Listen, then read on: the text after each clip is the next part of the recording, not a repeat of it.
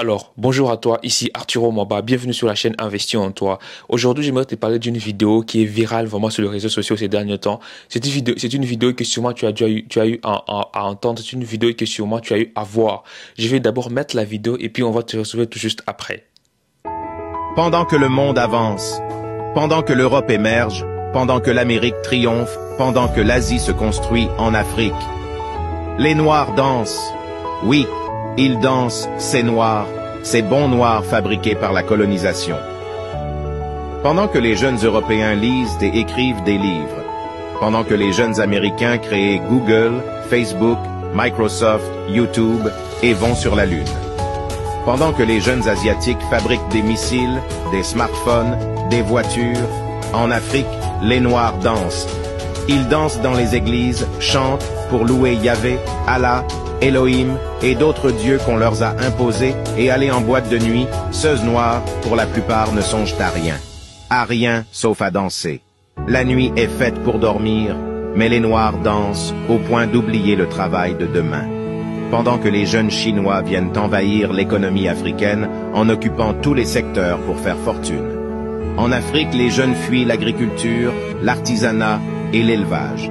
Ils rêvent des bureaux, de la fonction publique. Une fois de plus, bienvenue à toi sur cette chaîne. Si tu es nouveau, que tu me découvres au travers de cette vidéo, je me nomme Arturo Mwaba. Et sur cette chaîne, nous parlons de quoi? Nous parlons de mindset, entrepreneuriat, éducation financière, liberté financière, leadership également. Si ce sont des topics qui t'intéressent, n'hésite pas de t'abonner, d'activer la cloche de notification, également aussi de partager cette chaîne à un proche. Tu as sûrement vu la vidéo, je ne sais pas quelle a été ton impression, je ne sais pas si tu avais vu déjà cette vidéo bien avant, mais en tout cas, moi, je ne suis pas du tout d'accord avec cette vidéo. C'est une vidéo, lorsque je l'avais vue, vraiment, je m'étais mise en colère, crois-moi. J'avais même laissé un commentaire parce que je l'avais vu sur une page et d'ailleurs la page c'était la page d'un noir, c'était la page des gens qui prônent la race noire par contre. Et d'ailleurs même si tu as bien remarqué, la personne qui parle dans cette vidéo c'est aussi un noir. Pourquoi? Parce qu'à un moment donné lors de la vidéo il dit comment ces gens viennent et piller nos richesses. Là, on parle beaucoup plus de noirs qui ne font que danser, on parle de noirs qui ne font que chanter, on parle de noirs qui ne font que faire de foot et tout ça, de noirs qui ne font que prier, mais au moment où il y a des Occidentaux qui viennent chez nous et puis nous voler nos richesses, mais pourquoi on oublie les autres?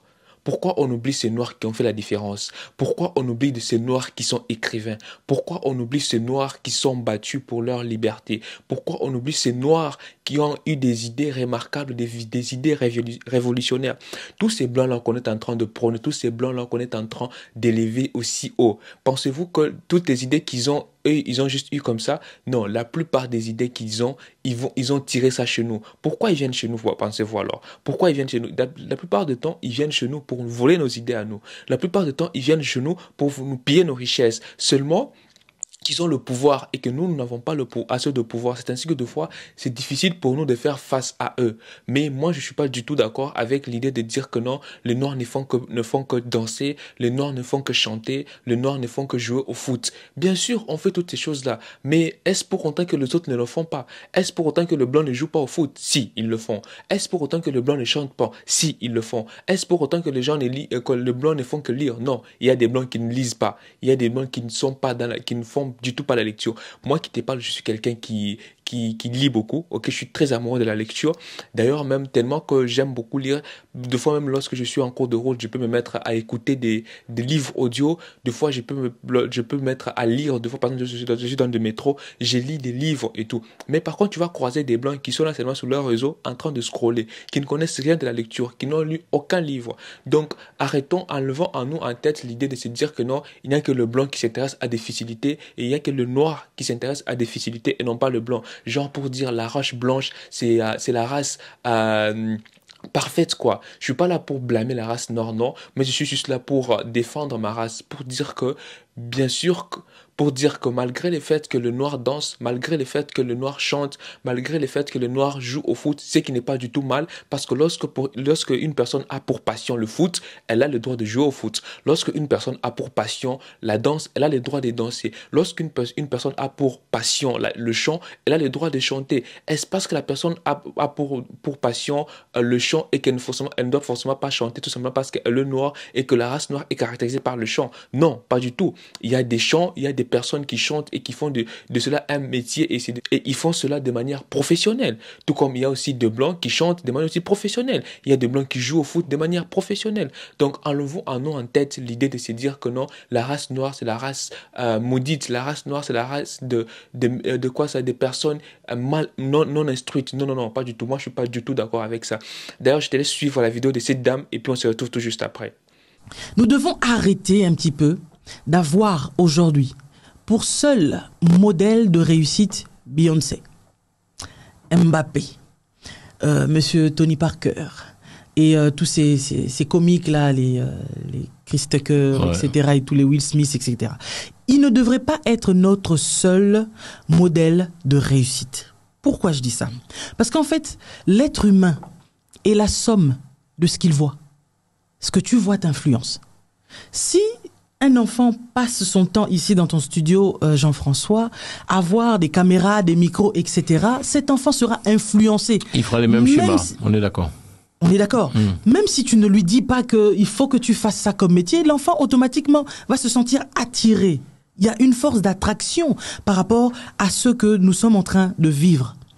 Et donc, lorsque dans notre communauté africaine antillaise, nous sommes constamment en train de voir Beyoncé comme un modèle de réussite, Mbappé comme un modèle de réussite. Ce sont des gens que j'aime beaucoup et que j'encourage parce qu'ils ont réussi et c'est une bonne chose.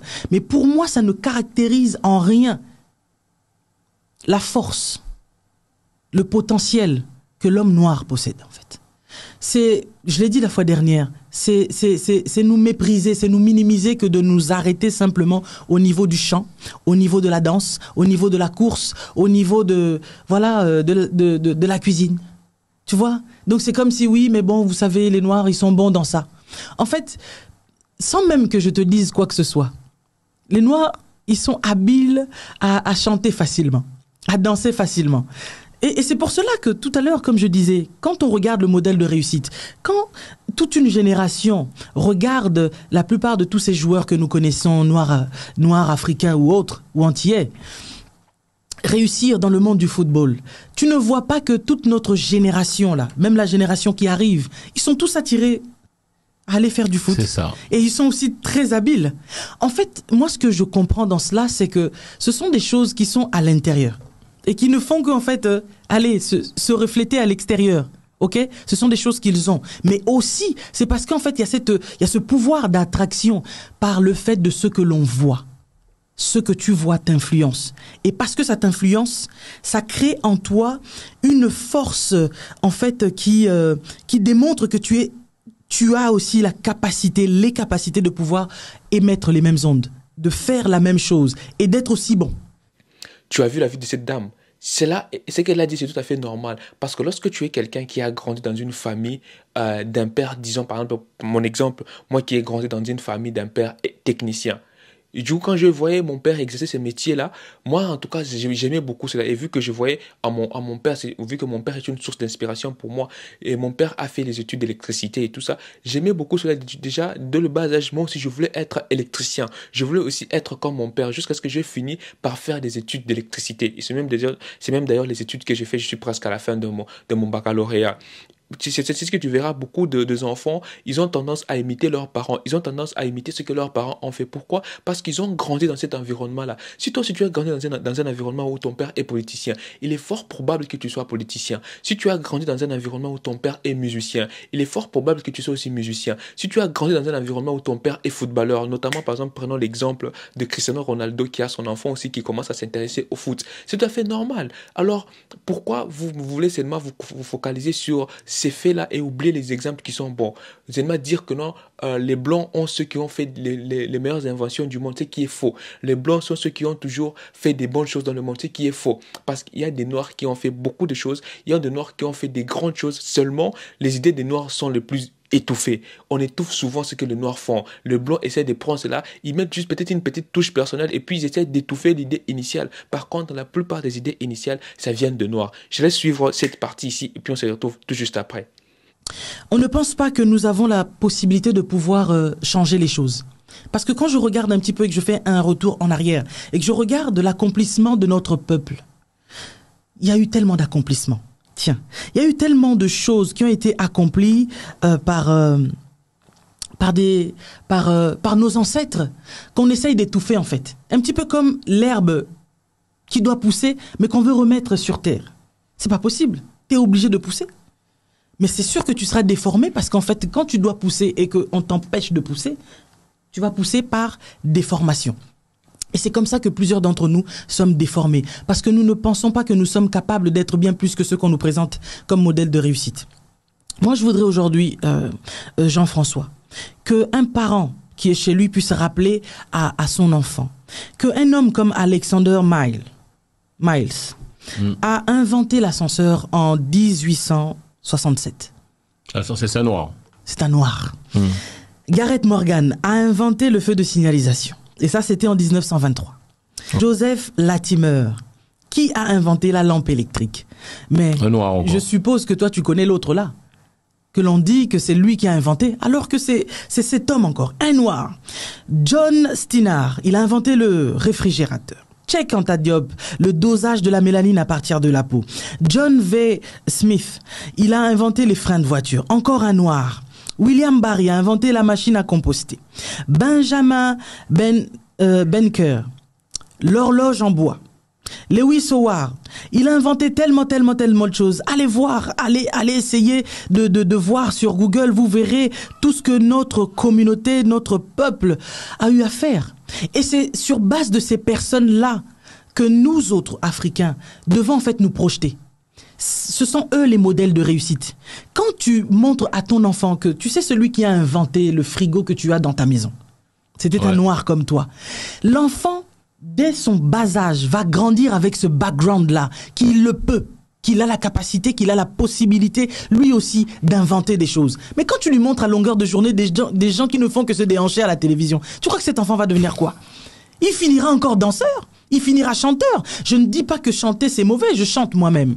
Tu comprends un peu? Mais Sûrement tu es étonné, n'est-ce pas? Sûrement tu ne savais pas toutes ces histoires-là. Mais crois-moi, c'est pas la fin. Il y a beaucoup de choses, il y a beaucoup de découvertes, il y a beaucoup d'inventions que le noir en fait, mais qu'on oublie, au fait, pas qu'on oublie forcément, mais que les blancs font leurs efforts pour étouffer cela, et pour prendre cela et faire preuve que non, ce sont eux les initiateurs de cela. Donc crois-moi, la race noire n'est pas la race la plus maudite. Si tu es noir, sois-en fier. Crois-moi, tu peux faire la différence. S'il y a des noirs qui dansent et que toi, tu n'es pas d'accord avec cela, ah ben toi, fais ce qui te passionne. Si pour toi, la passion, c'est la danse, je te conseille de continuer de danser. Si pour toi, la passion, c'est le foot, je te conseille de continuer à jouer au foot. Si pour toi, la passion, c'est la politique, je te conseille de faire la politique. Si pour toi, la passion, c'est l'entrepreneuriat, je te conseille d'être entrepreneur. Si pour toi, la passion, c'est la création de contenu, je te conseille d'être créateur de contenu. Ne regarde pas ce que les gens sont en train de dire, parce que les gens parleront toujours, peu importe ce que tu feras. D'accord? Donc, continue, bon courage à toi.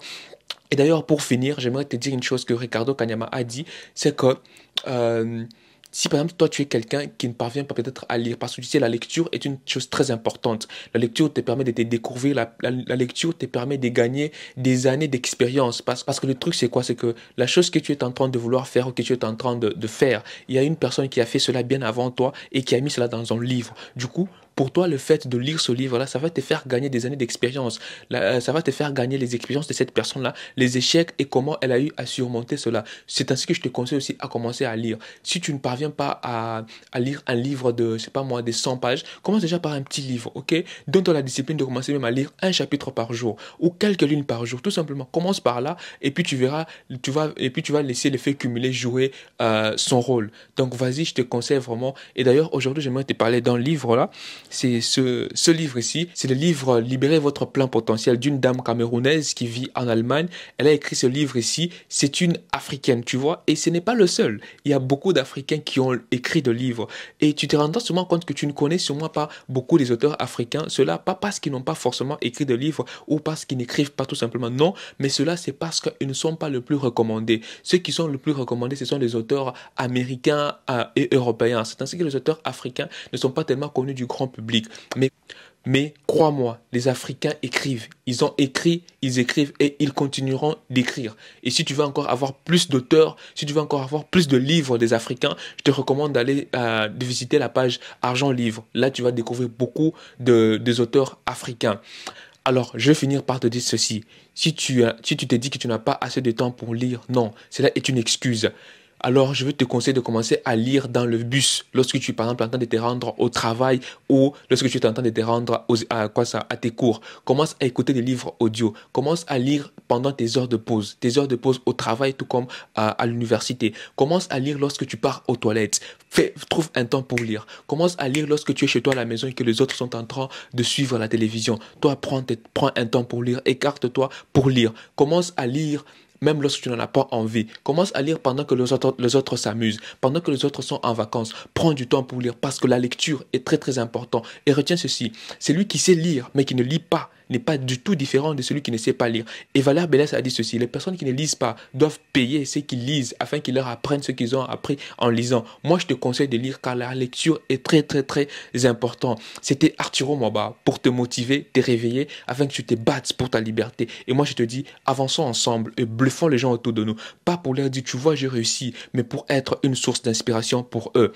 N'oublie pas que tu as le droit de chuer, tu as le droit d'être critiqué, tu as le droit de réaliser tes projets ainsi que tes rêves plus tard que les autres. Plus tard qu'épreuve, tout simplement parce que tu n'es en compétition avec personne. Les mystérieux, Chalet Nipo.